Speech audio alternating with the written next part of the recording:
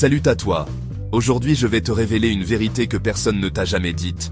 Tu sais, cette vérité qui te saute aux yeux quand tu commences à la voir partout. Pourquoi, après des années d'école, on sort sans savoir gérer son argent? On t'a appris Pythagore, la photosynthèse et les rois de France, mais pas comment gérer un budget, investir ou éviter les dettes. On t'a donné les outils pour être un bon employé, mais pas pour être financièrement indépendant. Bizarre, non. 90% des gens vivent au jour le jour, ne savent pas où part leur argent et passent leur vie à bosser, sans jamais être libres financièrement. Mais pourquoi? Qui a intérêt à ce que tu sois ignorant financièrement? Accroche-toi bien, car tu ne verras plus jamais l'argent de la même manière. Dis-moi en commentaire.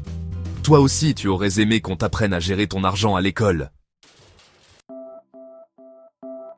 Tu te souviens de l'école? Cette grande bâtisse avec son odeur de cantine et ses couloirs interminables. On y allait tous les jours, sagement, en randonnion. On apprenait des tas de choses. La géographie, l'histoire, les sciences. Mais on ne nous a jamais vraiment appris à gérer notre argent. Pourquoi? Fais un petit flashback avec moi. Imagine-toi à l'école. Le matin, il faut être à l'heure. On te donne des devoirs, tu dois les faire. On te dit quoi penser, comment te comporter. En gros, on te formate à être un bon petit soldat, un employé modèle. Regarde bien autour de toi. Les enfants de riches, on les envoie dans des écoles privées, où on leur apprend à gérer leur patrimoine, à investir, à faire fructifier leur argent. Mais dans les écoles publiques, on n'aborde jamais ces sujets. Pourquoi? La vérité, c'est que le système a besoin de travailleurs. Des gens qui dépensent de leur salaire pour vivre, qui consomment, qui remboursent des crédits. C'est le cercle vicieux de la dépendance financière. Si tu ne sais pas gérer ton argent, tu seras toujours dépendant d'un patron, d'une banque, d'un système qui te dicte ta conduite. C'est la triste réalité. Mais la bonne nouvelle, c'est que tu peux en sortir. Tu peux apprendre par toi-même, prendre ton destin en main. C'est ce qu'on va voir ensemble, aujourd'hui. Alors, prêt à briser les chaînes? Prenons l'exemple de Julien. Julien, c'est un jeune comme toi et moi, plein d'envie et de rêves. Il vient de décrocher son premier job, son premier vrai salaire. Fierté, excitation. Il se dit « J'ai bossé dur, je mérite de me faire plaisir ». Et là, c'est le drame. Julien se fait happer par la spirale infernale de la consommation. Il s'achète une nouvelle télé, des vêtements de marque. Il sort tous les week-ends. Après tout, il l'a bien mérité, non?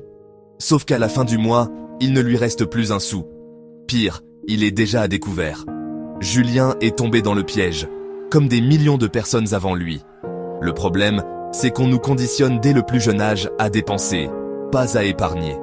Publicité alléchante, influenceurs millionnaires, crédits faciles. Tout est fait pour te donner envie d'acheter, même ce dont tu n'as pas besoin.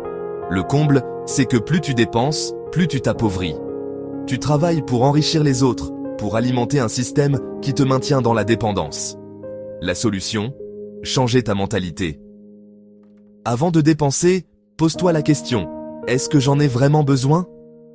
Apprends à épargner, à investir en toi, dans ton avenir. Si Julien avait mis de côté ne serait-ce que 10% de son salaire chaque mois, il aurait déjà un petit matelas de sécurité, de quoi voir venir. Au lieu de ça, il est pris au piège. Alors, comment on fait pour s'en sortir? Comment on apprend à gérer son argent quand personne ne nous l'a appris? La bonne nouvelle, c'est qu'il n'est jamais trop tard. Tu peux apprendre par toi-même, gratuitement, et reprendre le contrôle de ton argent. Première étape, l'éducation. Lis des livres sur la finance personnelle, regarde des vidéos, écoute des podcasts. Il existe une mine d'informations gratuites en ligne. Commence par le livre « Père riche, Père pauvre » de Robert Kiyosaki. C'est un classique indémodable. Deuxième étape, le suivi. Tu ne peux pas gérer ce que tu ne mesures pas. Télécharge une application de budget sur ton téléphone, comme Bankin ou YNAB, ou utilise un simple fichier Excel. L'important, c'est de savoir où va ton argent chaque mois. Troisième étape, l'investissement.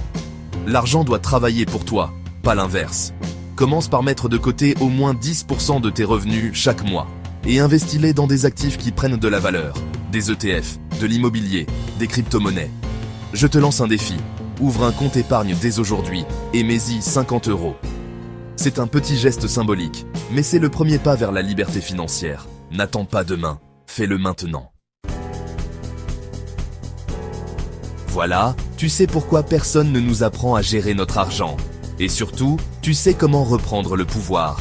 L'éducation financière, c'est la clé de la liberté. C'est la différence entre subir sa vie et la vivre pleinement.